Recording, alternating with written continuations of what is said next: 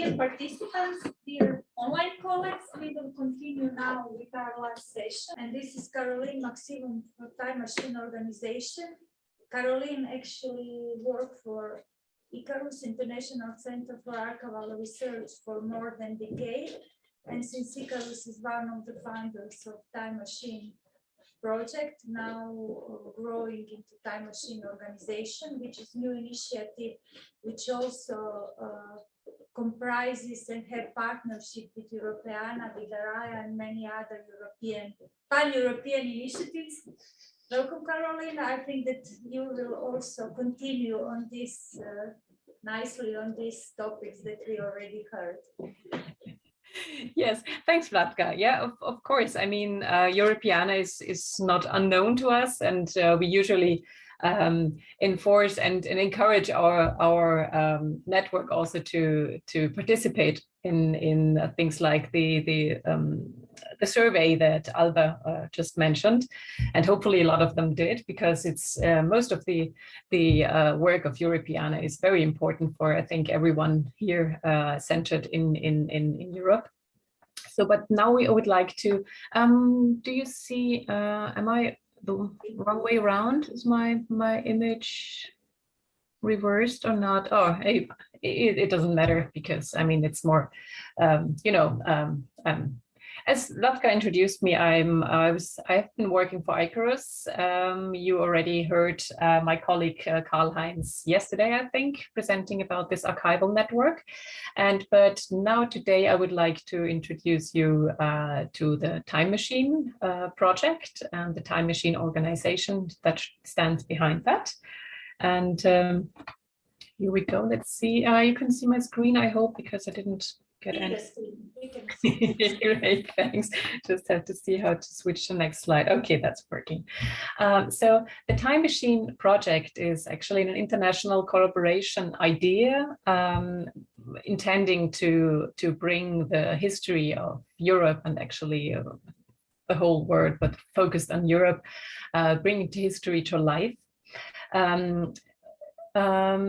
It's based on all the massive amount of digital data that we have already available or are digitizing at the moment. I mean, we've got during this conference here, we heard a lot of projects that are concerned with digitizing cultural heritage and further processing the things in the digital heritage and digital humanities area. So yeah, but yeah. So what we want to do is make use of the digital heritage and to produce or to make it available in a new way of in open access interactive portal, and to enable or to reach the big data of the past. It's a nice and big name, but what we mean with that is when you think of the amount of digital data, of course, in our time and since the 20th century, the amount of digital data increased from day to day, let's say. But when we further go back in the past, of course, the amount of digital available material is lessens. And with the general approach here also in the cultural heritage sector with digitizing cultural heritage material, you see that the amount of data increases and gives us also a better view of the past as it was. And the next step that the Time Machine is actually willing to go or wants to enforce is based on the data we receive and the increased amount of data, and with help also with help of computer tools and so on, to simulate parts of the past, things that we wouldn't normally know about the past should be brought into contact and give us a new view of the past. That's the meaning of big data of the past. Enrich the heritage we have from the past of Europe and bring it into new contexts. So why isn't it? So yeah, here we go. The tools and technologies we use for that, or that are necessary for that, is I don't think I have to go into detail about this, because most of the speakers or all of you around have a vast experience already in one or the other of these tools. But we have, of course, mass digitization is one of the important things to get the data into the virtual space, to be able to work, to continue working on it. Then, of course, different recognition tools, image recognition, handwriting, text recognition tools, and so on, so to be able to process further, and also semantic data modeling to further expand and further work with the data. And also, of course, yeah, also making use of crowdsourcing technologies, cloud computing, and things like that. All this infrastructural thing. So what's the idea behind Time Machine, or what does Time Machine want to do? Is to, yeah, nice to say, it's to revolutionize the education and the view on culture, and also reaching into the realm of tourism. Of course, if you imagine having virtual tourism, guided tours with information that comes from cultural heritage sources that are digitized and so on. So to give historical data a new relevance and a new place in a digital world that we are now facing. Contextualize history through the help of artificial intelligence and other computer supported tools. Yeah, also, of course, modernize the institutions that safeguard and safekeep the cultural heritage and Europe's history. And of course, it shouldn't be an exclusive thing, but it should be open to everyone. So the portal that we intend to create should be open access and allow everyone to view and to experience the cultural heritage material that's out there. The question now is how to manage and how to implement Time Machine. And then that's where the Time Machine organization comes into force, which is the governing framework behind the idea of Time Machine. We are an association here based in Austria and under Austrian law, based in Vienna, but also some of our colleagues work in Amsterdam. We have colleagues in Amsterdam, in Lausanne, in Budapest, and also in Jena, in Germany. So the network is spread, and this is the main team. It's also spread across Europe. In the meantime, we came into existence in 2019 or beginning of 2020. And up to now, we've got over 600 consortium members, which are institutions at the moment, institutions only from 45 countries. The main corpus is, of course, based in Europe, but we're spread all around the world. So it's not restriction to Europe only.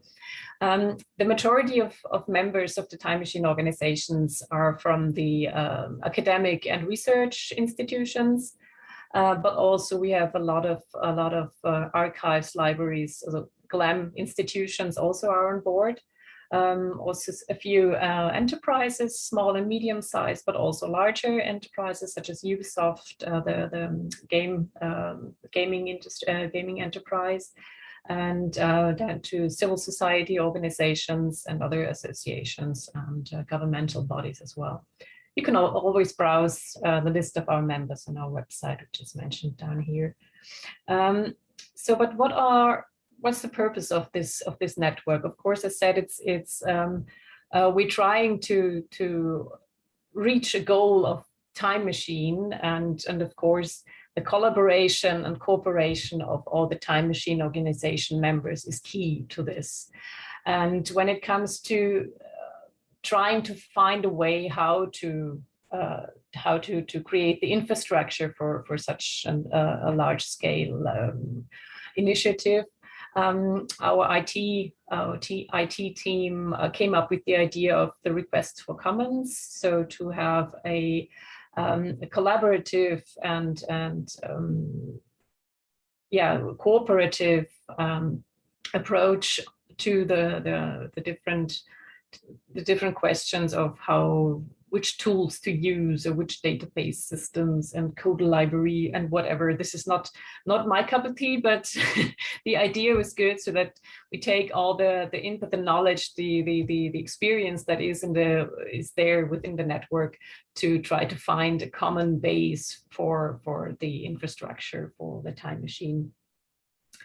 And also the infrastructure is one point, but then on the other side, we need data to fill time machine with life, as we like to say.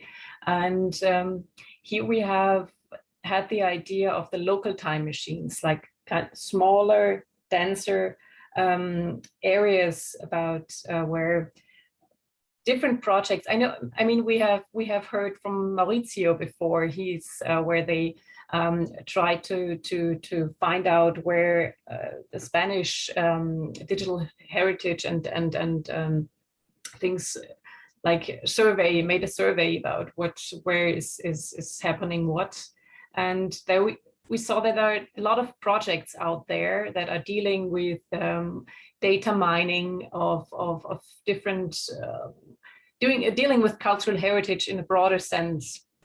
And these projects are, of course, would be something that are tiny time machines in themselves, and have sometimes tools or just data sets that are important to give us a sense what's out there data wise and also tool wise that we could use. And that's why we're collecting kind of the local time machine projects. And here on the map, you see the local time machines that are currently already on our maps. As I said, it's mostly in Europe, but I think there are a few ones outside of Europe, but mostly Central Europe are most of the local time machines. Here we've got an example how time machine project could look like. This is a 3D reconstruction of the city of Lausanne in Switzerland, with morphology and everything. So you see the different layers of information that comes together and enters then in this kind of project. The content of a local time machine project, which you see here in the center, gives us a lot of information, actually. Of course, on the one hand, it's the data comes out of the project, which helps us define the data graph for time machine. But also we intend to have different apps and operating tools and so on, like a code library, and also the data of the project should also feed into a 4D map to travel time in four-dimensional way. We have, for example, one application that has been started by the EPFL in Lausanne, the École Polytechnique Fédérale de Lausanne. It is kind of what we imagine the time machine could look like. And I would like to, this is just a screenshot I have here, but it's a database of image database, and you can also, you can search the database for specific images, and have also, you see here, there's a timeline where you see where most majority of images is around here. And you can also filter in different things. You can have a search for a tower, which is here the example given, and then the database shows you the different towers, and you can search for similar images and so on. So that a prototype of something that could be which is actually a time machine project, local time machine project. A similar thing is a GIS-based the time machine atlas, what it's called. It's Venice. You see the map of Venice in different ones. It's in 1392 and then 1806. The data that that feed into this in this reconstruction were mostly cadastral maps and data, and then you can actually travel through time in this on this timeline here and see how the city evolved over time. So when speaking of time machine projects, of course we would like to invite all and every project that is dealing with any local entities and providing and mining data. Because the thing is that, of course, I mean, we could just come up with an idea how time machine looks like and so on, but we want to see what's necessary, what's out there on the one hand, and what's necessary to be part of time machines. So it's very important, and up to now we already have over 100 local time machine projects really of different scales and content, and that's where we're working with, and gives us an idea what's out there. But of course, the more the merrier. So if there are any projects that are within the frame of time machine, dealing with big data of the past, with the digitization of data, with tools that process digital data and so on. So you can always join us. We will have the email, the website address later on. But join us and share your projects with us. It would be great to know about it. And here we've got a few benefits that might attract you. Also within the time machine organization, with all the members, we have a density of expertise, of experience, and would like to share that also within the community, but also outside. So we have here on the one hand the request for comments, the strategy on how to work and how to establish the infrastructure tools, but also the time machine academies. Time machine academies are coming from different tools or Can I just please carry a little bit, Caroline? I think it's one of the last slides, so sorry, I didn't check the time. There's just the time machine academies are meant to introduce everyone to different tools or yes, state-of-the-art knowledge that's in the time machine organization, and would like to share that, of course, with others. It's more than a webinar workshop based thing. Oh, see, that was the last slide. So but they're perfectly on time. Thank you very much. We got some information here that we disseminate from the time machine, but I think there are some also involved here. So I hope that we will also interesting be in touch with you later. Mm-hmm. So for the last speakers of this conference, as appropriate, is our host from University of Zadar. This is Dr. Marijana, which is head of Department on Information Sciences and head of Center for Research in Glagolitism. And Laura GRZUMOV, she is a research assistant in the Department of Information Sciences. So Marijana is involved in many projects, including those from DARIAH landscape, and that she will provide here us insight into their new activities. This is crowdsourced in their glagolitic research and then in their glagolitic project. And Laura will present, as I understood. Hello, everyone. So today I will briefly present you our project, Civil Science in the Field of Glagolitics, from crowdsourcing to knowledge. So the project is developed within the Center for Research in Glagolitism, and it is also implemented within the DARIAH-HR activities. So the goal of our project is to involve the public in the transliteration of manuscripts in Glagolitic, and also to examine the main features, advantages, and disadvantages of conducting a crowdsourcing campaign for research of historical scripts. So crowdsourcing is actually applied in citizen science projects in which the public makes valuable contributions, even though they are not formally trained professionals in particular field. So for this pilot study, we actually did a crowdsourcing campaign, which included Glagolitic script. For those of you who don't know, Glagolitic script is considered to be the oldest known Slavic alphabet, which was used in Croatia until the 19th century, along with Latin and Cyrillic script. It was introduced in the 9th century, but the interest in it has not faded until today, because it is considered to be the important feature of our culture and our national identity. So for this pilot project, the archival material of the archives of the Zadar Archdiocese was used. For this poster, we actually presented the first phase of our project. At this poster, I don't know if you can see it well. Maybe I can zoom it. No, yes.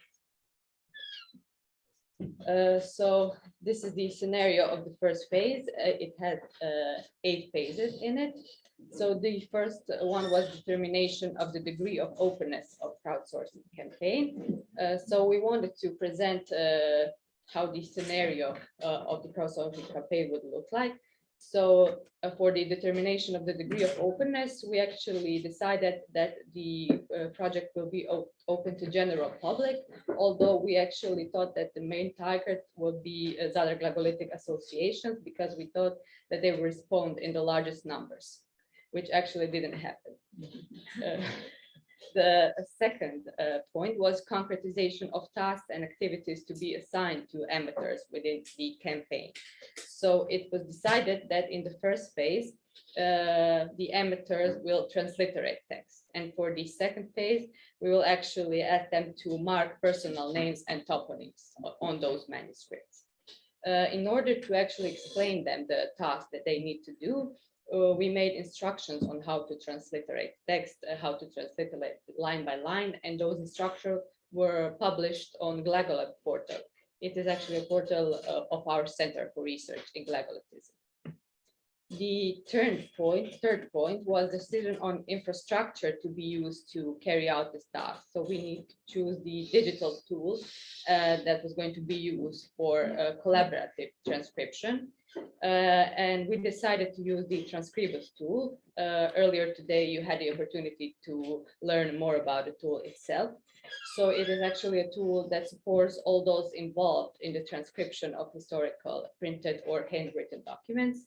It offers AI-powered handwritten text recognition, image recognition, and document recognition, structured recognition. And it is also a tool for annotating text, and it allows monitoring of user activities, which was very useful for us.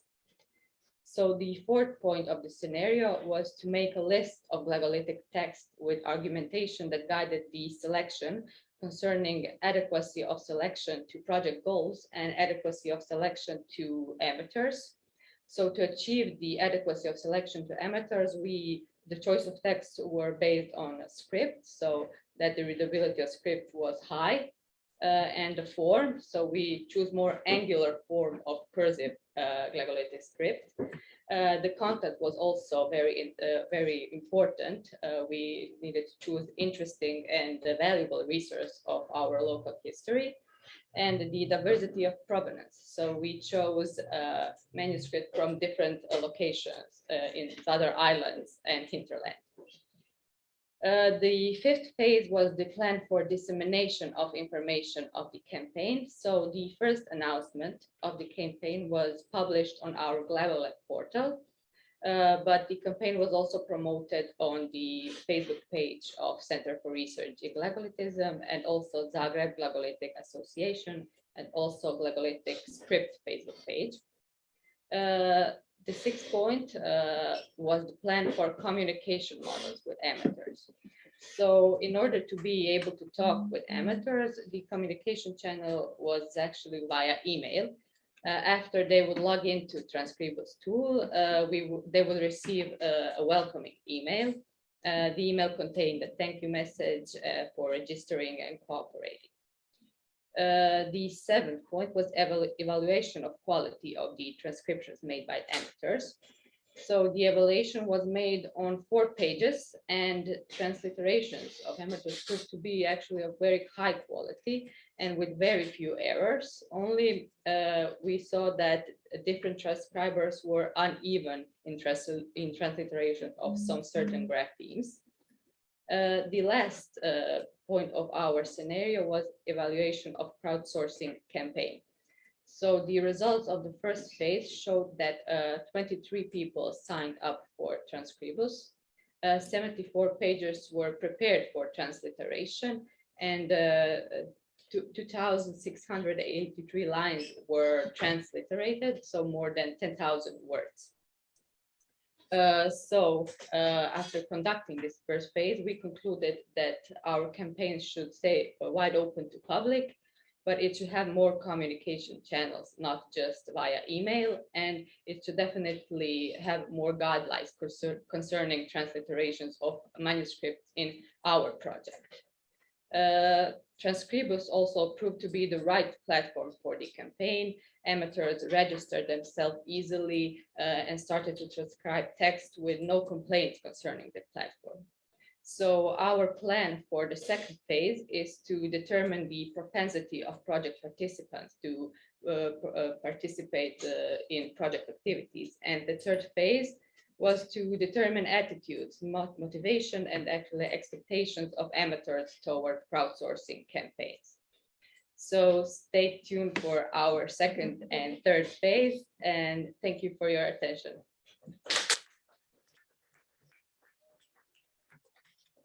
It will be interesting to come with these results. I don't know for the last section and for the last lecture, are there anybody here who is willing to have some question or comment or add something before the closing words of our talk? Nobody. After 2 words of data mining in our minds, I think that everybody have lots of information to deal with. So I will now ask our hosts and co-organizers to have some closing words. Okay, so yes, it's time to close this conference. So I don't know what is your impression on this conference, but for me, as one of the organizers, it's been even better than I could imagine. Thanks to the great presenters, speakers who are all very well recognized in our community as important experts in their fields. I want to thank them all for their inspirational talks, goodwill, and the time they spent for participating in this conference. They all have been asked from the side of the program committee to talk about some basic and general topics, mostly in the scope of DARIAH heritage team. So we heard about oversight, digital infrastructure, tools and methods, information, organization, and more. You can find a book of abstracts from this conference online on the conference website. And we will put also there all presentations and recordings as soon as possible. And at the end of this conference, I can say it has been so nice to finally meet people face to face. We had a great time at the conference and also moving around the university building and having a nice meal together. We plan to organize a DARIAH conference each year. So you could also spend some nice time with us if you join us next year, for example, in Rijeka, another nice town at the Croatian coast.